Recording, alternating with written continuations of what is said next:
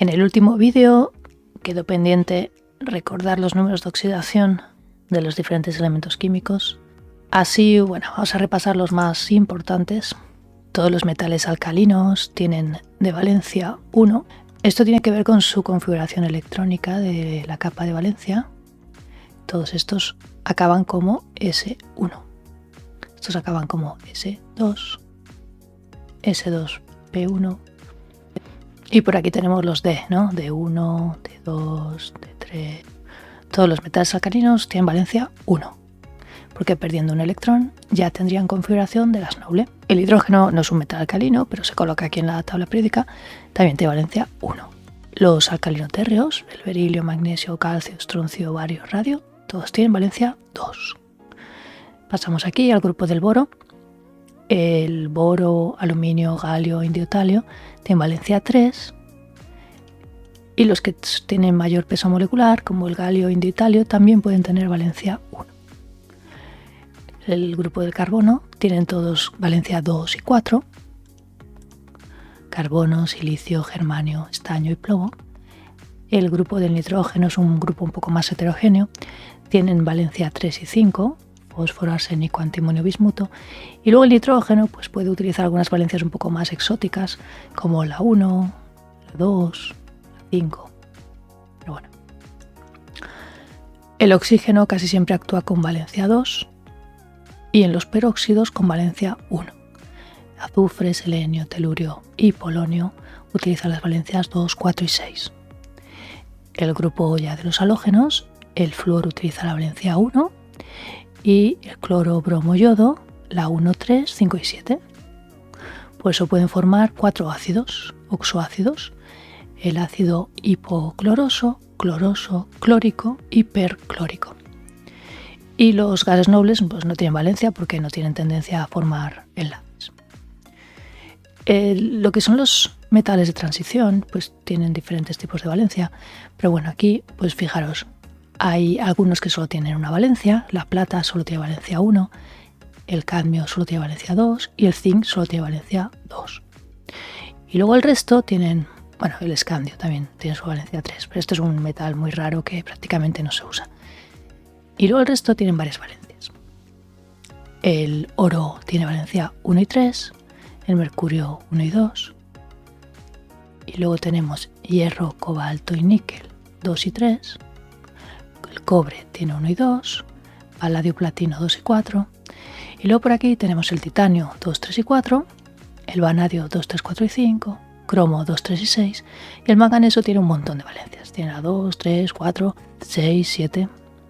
Bueno, pues ya hemos visto así por encima las valencias más importantes de los elementos químicos.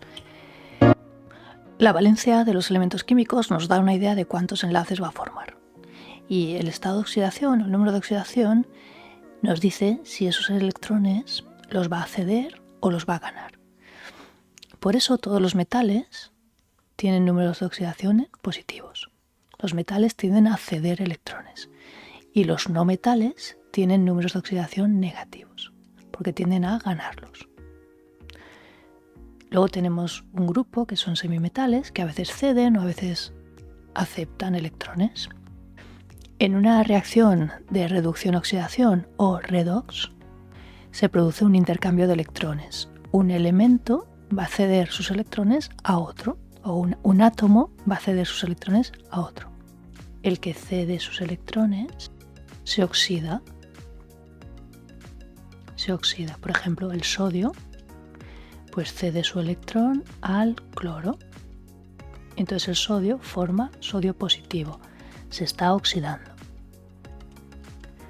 Y el cloro, que está recibiendo su electrón, se está reduciendo. El cloro capta un electrón y formaría cloruros. Y así es como se forma la sal, porque cationes sodio con aniones cloruro forman NaCl, cloruro de sodio. Entonces este es un proceso que necesitamos dos átomos diferentes, uno que cede el electrón y otro que lo gane. Así que desde un punto de vista químico, oxidar significa ceder electrones, reducir significa ganarlos. Una forma muy fácil, muy rápida de saber si algo se está oxidando o reduciendo es ver su número de oxidación. En el ejemplo de antes, el sodio tiene número de oxidación 0, sodio metálico, y cuando se oxida, su número de oxidación sube a +1. El número de oxidación sube. Si el número de oxidación sube, significa que se oxida. En el caso del cloro, el cloro tiene número de oxidación 0, gana un electrón y forma cloro menos. Su número de oxidación pasa de 0 a -1, el número de oxidación baja, por tanto se reduce.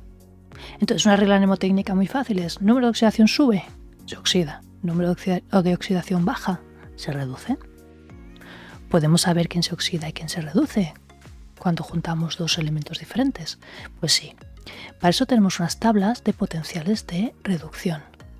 Potenciales de reducción significa que nos dan la reacción de reducción, es decir, la que gana electrones. Aquí tenemos 3 pares redox: el par que no tiene electrones y el par que sí que tiene los electrones. Entonces esta es la especie oxidada, esta es la especie reducida. Siempre se escribe así: primero la especie que está oxidada y luego se escribe la especie que está reducida. Es decir, esto es una forma simple de decir que la plata más gana un electrón y forma plata, que el cobre 2+ gana 2 electrones y forma cobre, o el zinc 2+ gana 2 electrones y forma zinc. Se reduce, ¿veis que se está reduciendo? Si colocamos una lámina de zinc en un vasito que tiene una disolución de sulfato de cobre, es decir, que disueltos tenemos cobres 2+, al cabo de un tiempo se va a producir esta reacción: el cobre 2+ se va a depositar sobre la lámina de zinc y el zinc se va a disolver y va a formar zinc 2+, que es un ion transparente. Entonces al cabo de un tiempo habrá cobre. ¿Por qué sucede esto? Pues porque es una reacción redox espontánea y además es exotérmica, se desprende algo de calor. Tienen lugar estas dos reacciones. El zinc cede 2 electrones y forma zinc 2, y el cobre 2+ capta 2 electrones y forma cobre. La reacción global, ya veremos que para que una reacción sea espontánea, el potencial de esta reacción tiene que ser positivo. En ese caso será espontánea. Si colocamos una lámina de cobre en una disolución que hay sulfato de zinc, aquí no se produce ninguna reacción. El zinc no precipita ni el cobre se disuelve. El cobre es un metal menos reductor que el zinc. El cobre no va a reaccionar, no se va a disolver. Sin embargo, si ponemos un trozo de cobre en una disolución que tenemos iones plata, aquí sí que se produce una reacción. Aquí la plata más va a captar un electrón y va a formar plata, y el cobre va a ceder 2 electrones y va a formar cobre 2+. Es decir, el cobre se está disolviendo y la plata está precipitando aquí, está formando plata más. Está recubriendo esta lámina de cobre con plata. ¿Cómo podemos predecir qué va a pasar sin hacer los experimentos? Bueno, pues tenemos unas tablas de potenciales de reducción. Tenemos aquí todos los pares redox y su correspondiente potencial de reducción. Cuanto mayor es el potencial de reducción, significa que tiene más tendencia a reducirse. Y cuanto más pequeñito es este potencial, significa que no tiene tendencia a reducirse, sino que por el contrario tendrá tendencia a oxidarse. Es decir, estos de aquí arriba sí que tienden a reducirse, el oro más sí que tiende a formar oro, y estos de aquí abajo al revés. El litio tiende a formar litio más, no el litio más tiende a formar litio. Entonces es muy fácil saber quién se reduce y quién se oxida. Volvamos aquí al principio. El potencial de reducción de plata más a plata vale más 0,8 voltios. El de cobre 2 a cobre más 0,34 voltios y el de zinc 2 a zinc menos 0,76. Entonces, si juntamos cobre con zinc, el cobre se reducirá y el zinc se oxidará. Si juntamos plata con zinc, lo mismo, la plata se reducirá y el zinc se oxidará. Pero, ¿qué pasa si juntamos plata con cobre? Pues la plata se reducirá y el cobre, por el contrario, se oxidará. ¿Qué es lo que hemos visto? La plata es el que tiene más tendencia a reducirse y el zinc es el que tiene más tendencia a oxidarse. Estas reacciones que hemos visto son reacciones redox y bueno, pues no tienen mucho interés.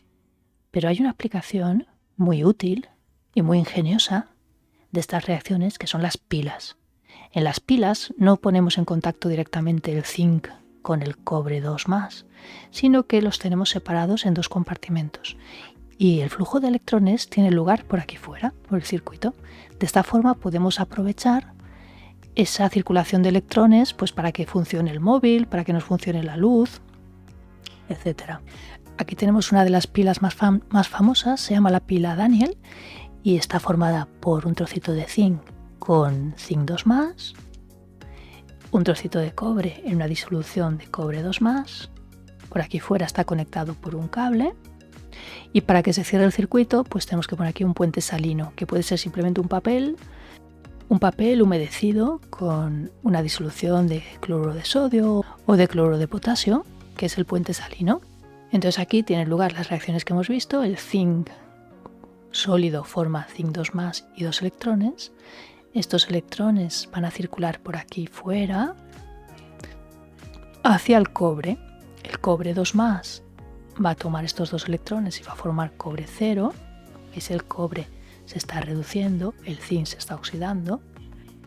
Por eso al cabo de unas horas pues el zinc se queda así de fino y el cobre en cambio va creciendo. Y en el puente salino los aniones circulan hacia la disolución de zinc 2+, porque si os fijáis, esto se está enriqueciendo de cationes. En cambio los sodios circulan hacia la disolución de cobre, porque aquí se está perdiendo carga positiva. Sobre la nomenclatura, donde se produce la oxidación se llama ánodo y en el caso de las pilas es negativo, porque veis de aquí es donde se liberan los electrones, y el cátodo es positivo, que es hacia donde circulan los electrones. El potencial de una pila siempre se calcula como el potencial del cátodo menos el potencial del ánodo. En este caso sería 1,1 voltios. Da un potencial positivo, significa que este es un proceso espontáneo. Bueno, pues ¿habéis entendido todo esto de las pilas?